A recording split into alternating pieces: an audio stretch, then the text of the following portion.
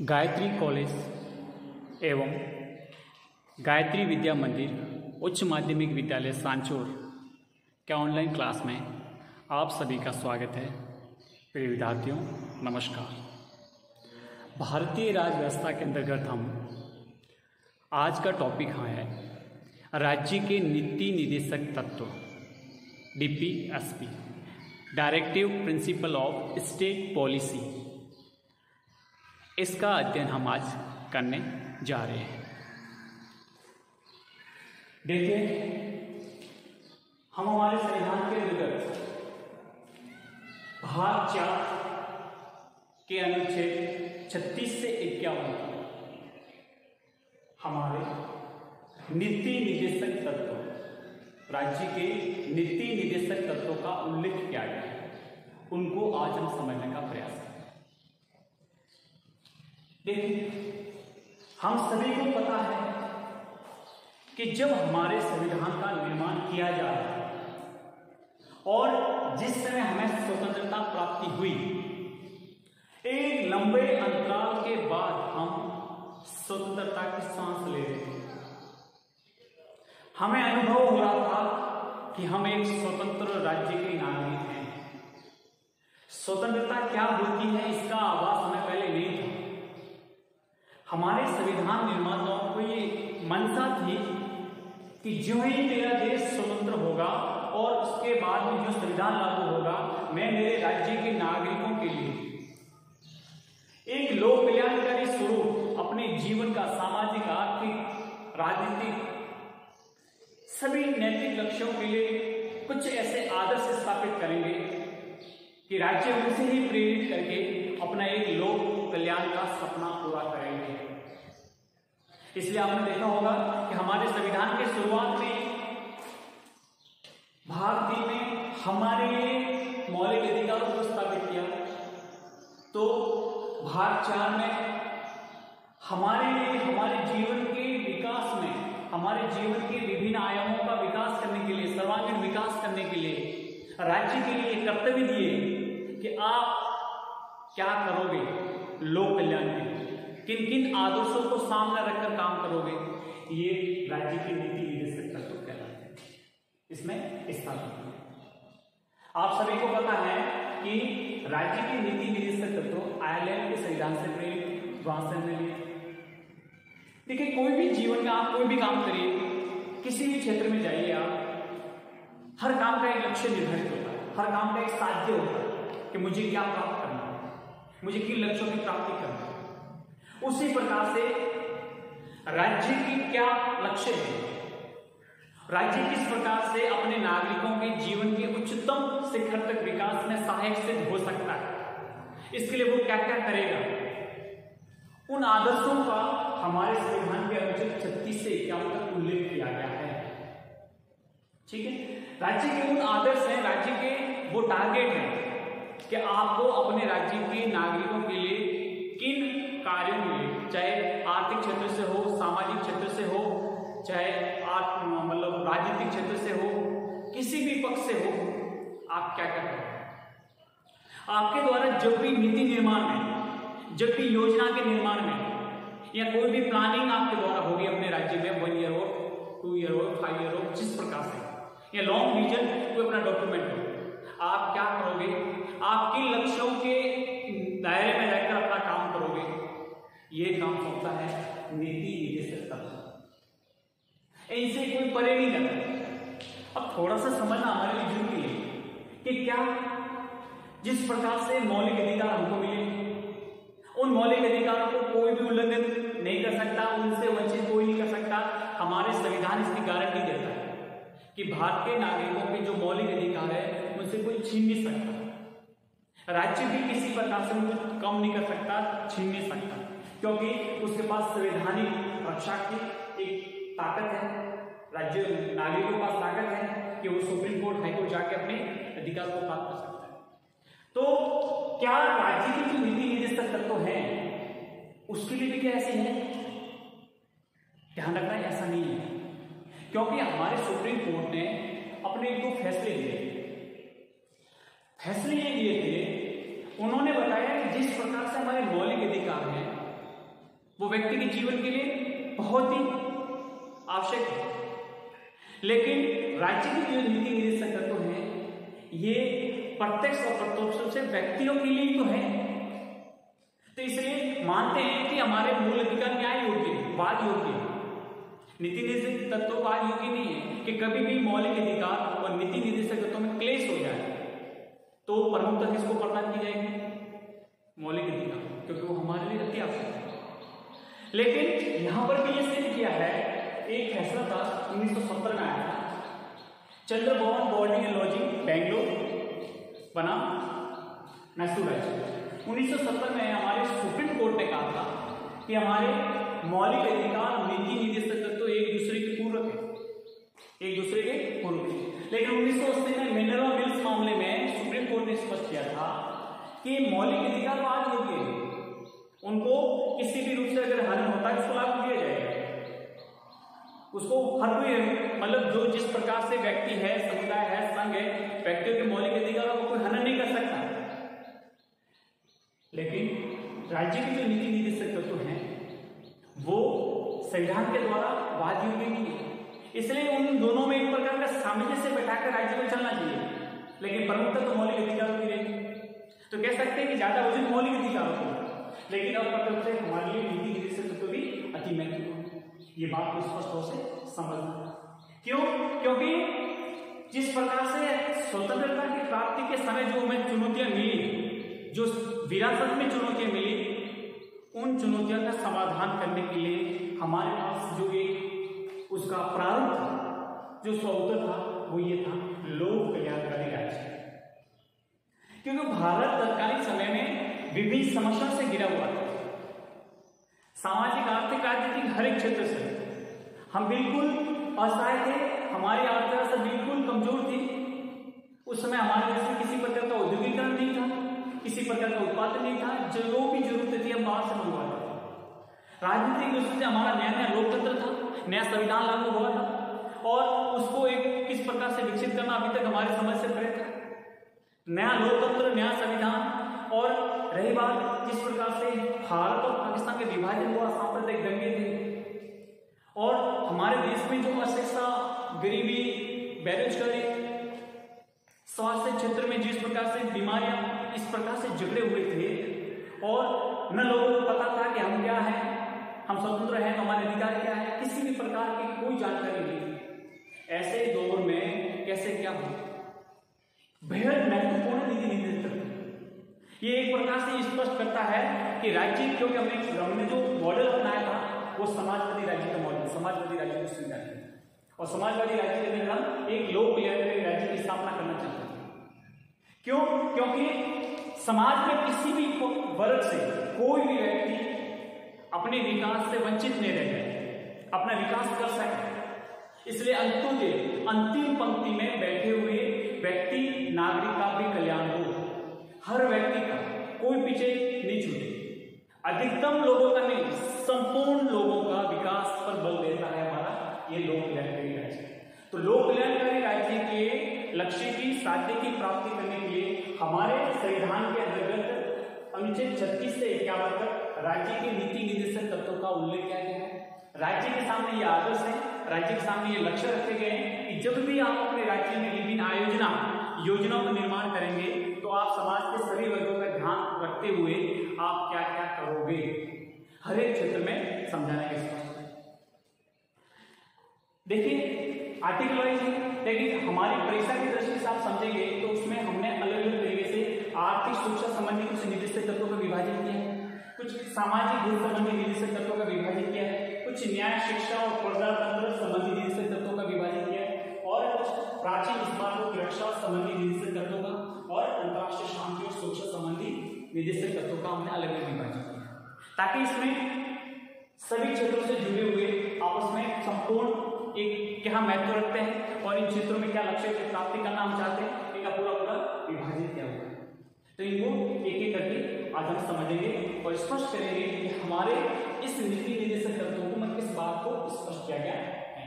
तो देखिए सबसे पहले अगर हम समझते हैं तो देखते हैं, पहला है आर्थिक सुरक्षा संबंधी निर्देशक तत्व। देखिए इसमें पहला लिखा है राज्य प्रत्येक स्त्री पुरुष को समान रूप से जीविका प्रदान करेगा। देखिए राज्य के तात्पर्य मैंने आपको वही बताया था पहले वाले मौलिक अधिकारों में कि राज्य से यहाँ पर तात्पर्य हमारी केंद्र सरकार, हमारी विभिन्न राज्य सरकारें, हमारी स्थानीय सरकारें, विभिन्न वैधानिक प्राधिकारी, इन सबको क्या कहेंगे? राज्य। तो ये क्या है, इनका सामने क्या लक्ष्य है कि प्रत्येक स्त्री पुरुष को समान रूप से जीविका प्रदान करेगा। इसका अर्थ यह हुआ कि राज्य कभी भी किसी भी आधार पर कोई भेदभाव नहीं करेगा।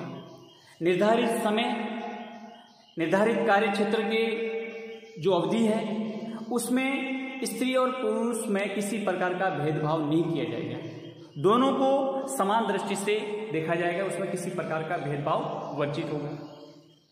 दूसरी बात बताइए कि राज्य देश के भौतिक साधनों के स्वामित्व, यानी हमारे देश के जो भौतिक संसाधन हैं उनके स्वामित्व तथा उनके नियंत्रण की ऐसी व्यवस्था करेगा जिससे से अधिक सार्वजनिक हित हो।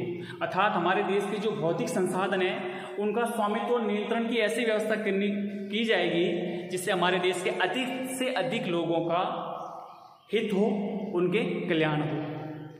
ठीक है, अगली बात बताइए, संपत्ति और उत्पादन के साधनों का केंद्रीकरण न हो। अर्थात हमारे देश में कहीं भी संपत्ति के आधार पर इस प्रकार का केंद्रीकरण न हो कि कुछ लोग अधिक से अधिक संपत्ति अपने पास रखें और कुछ लोग बिल्कुल गरीब हो जाएं। अर्थात उत्पादन के जो साधन है कुछ लोगों के पास अधिक हो जाए, कुछ के कम हो जाए, ऐसा नहीं होगा। राज्य को ये ध्यान रखना होगा कि मेरे द्वारा इस प्रकार से काम किया जाए कि संपत्ति और उत्पादन के साधनों का केंद्रीकरण बिल्कुल नहीं होना चाहिए। क्या होना चाहिए? ज्यादा से ज्यादा विकेंद्रीकरण। इस बात पर बल दिया गया है। अगली बात स्पष्ट की है कि राज्य प्रत्येक नागरिक को, चाहे वह स्त्री हो या पुरुष, समान कार्य के लिए समान वेतन प्रदान करेगा। किसी भी आधार पर उनके साथ भेदभाव नहीं किया जाएगा कि आप महिला हो इसलिए आपको कम दिया जाएगा, आप पुरुष हो इसलिए ज्यादा वेतन दिया जाएगा। नहीं, बराबर उनको समान वेतन दिया जाएगा। अगली बात इसमें स्पष्ट लिखी है कि राज्य श्रमिक पुरुषों और स्त्रियों के स्वास्थ्य, शक्ति तथा बालकों की सुकुमार अवस्था का दुरुपयोग नहीं होने देगा। स्पष्ट तौर से लिखा है। क्या लिखा है कि राज्य जो श्रमिक पुरुष और महिला हैं, श्रमिक पुरुष और महिला हैं, उनके स्वास्थ्य, शक्ति तथा जो बच्चे हैं उन बच्चों के जो बचपन है अर्थात जो एक 14 वर्ष से कम अवस्था है उसका दुरुपयोग बिल्कुल नहीं होने देगा। अगली बात स्पष्ट की इसमें कि राज्य के द्वारा बच्चों को स्वस्थ रूप में विकास के लिए अवसर और सुविधा प्रदान की जाएगी। उन्हें स्वतंत्रता और सम्मान की स्थिति प्राप्त होगी। बच्चों तथा युवकों की शोषण से तथा भौतिक व नैतिक परित्याग से रक्षा की जाएगी। स्पष्ट बिल्कुल किया गया है कि उनके लिए, जो बच्चों के लिए जो अपने विकास, अपने सर्वांगीण विकास के लिए जो अवसर और सुविधा है सबको प्रदान की जाएगी। उससे किसी को भी वंचित नहीं किया जाएगा। स्वतंत्रता और सम्मान की स्थिति उनको प्राप्त होगी ताकि बच्चों में तथा उनके किसी प्रकार का शोषण नहीं हो, भौतिक और नैतिक रूप से उनकी पूरी रक्षा की जाएगी। अगली इसमें स्पष्ट प्रावधान किया गया है कि राज्य आर्थिक साधनों के अनुसार यह प्रयास करेगा कि वे सभी नागरिक अपनी योग्यता के अनुसार रोजगार पा सकें, शिक्षा पा सकें, बेकारी, बुढ़ापा, बीमारी की दशाओं में सार्वजनिक सहायता प्राप्त कर सकें। स्पष्ट तौर से यहाँ पर योग्यता को स्थान दिया गया है कि राज्य आर्थिक साधनों के अनुसार ये प्रयास करेगा कि सभी नागरिकों को उनकी योग्यता के अनुसार रोजगार पा सकेंगे। उनके अंदर जो योग्यता है उसके अनुरूप वो रोजगार प्राप्त कर सकेंगे, शिक्षा की प्राप्ति कर सकेंगे तथा बेरोजगारी, बुढ़ापा या अन्य किसी बीमारी की दशा है तो उसमें सार्वजनिक सहायता प्राप्त करने की जिम्मेदारी भी किसकी होगी? राज्य की रहेगी। इसलिए आप देखिए, आप अपने जितने भी सरकारी विद्यालय हैं वहाँ पर देखिए बिल्कुल जो आरटीई के तहत 25% बच्चों को बिल्कुल निःशुल्क शिक्षा दी जाती है। बच्चों को जो मिड डे मील की जो योजना है, बच्चों के लिए जो पुस्तक वितरण का है बिल्कुल निःशुल्क है। बच्चों के आप प्राथमिक शिक्षा केंद्र पे जाएंगे तो बच्चों का जितना टीकाकरण है बिल्कुल मुफ्त होता है राज्य के द्वारा।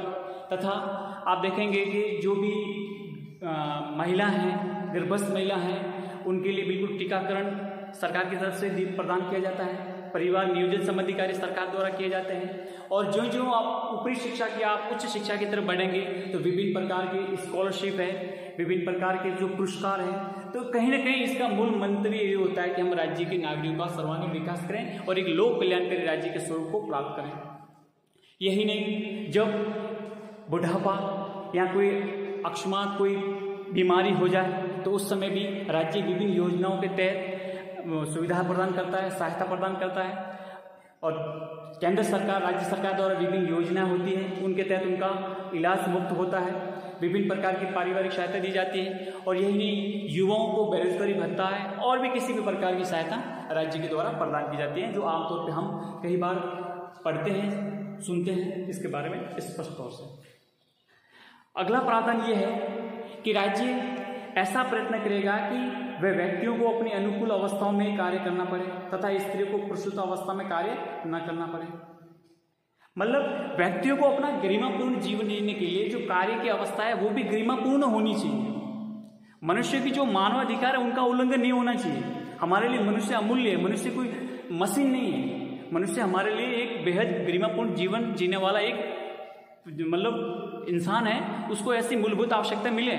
तथा जो स्त्रियों जो हैं, गर्भस्थ महिला हैं, उनको प्रसूत अवस्था में कार्य न करना पड़े, इसके लिए भी राज्य के द्वारा उनको कुछ सहायता प्रदान की जाती है। अगला प्रावधान है कि राज्य इस प्रकार का प्रयत्न करेगा कि कृषि उद्योग में लगे हुए सभी मजदूरों को अपने जीवन निर्वाह के लिए यथोचित वेतन मिल सके, उनका जीवन स्तर ऊपर उठ सके। अब देखो, हमारा हिंदुस्तान एक कृषि प्रधान देश रहा है। वर्तमान में अपन देखते हैं पिछले 2-3 दशकों से औद्योगिक दृष्टि से भी अपना विकास कर रहा है। तो संभव है कि जो कृषि और उद्योग से जुड़े हुए जो मजदूर हैं, अपना एक गरिमापूर्ण जीवन निर्वाह के लिए उनको लिए यथोचित वेतन मिल सके, यानी जितनी जरूरत है उसके अनुरूप उसको वेतन भी मिले, ताकि अपना जीवन स्तर है वो बिल्कुल गरीबी से ऊपर उठाकर एक सामान्य मध्यम वर्ग का जीवन जी सके। ऐसी व्यवस्था करने की जिम्मेदारी भी किसको दे रखी है? राज्य को दे रखी है। राज्य का ये कर्तव्य होगा कि गांवों में व्यक्तिगत अथवा सहकारी आधार पर कुटीर उद्योग को प्रोत्साहन दे। अब देखो, ये बिल्कुल हमारा नीति निर्देशक तो महात्मा गांधी से प्रेरित है। इसमें स्पष्ट किया हुआ है, राज्य को निर्देश दिया हुआ है कि उसको एक अपना ड्यूटी बनती है कि गांवों में चाहे तो व्यक्तिगत चाहे तो सहकारी आधार पर, कोऑपरेटिव के आधार पर कुटीर उद्योगों को प्रोत्साहन दें। कुटीर उद्योगों को प्रोत्साहन देने से क्या होगा कि गांव की जो अपनी मूलभूत आवश्यकता उनकी पूर्ति हो सके, तथा जो उत्पादन होगा वो अन्य क्षेत्रों में बेचकर वो लाभ कमाकर अपना जीवन स्तर उच्च कर सके।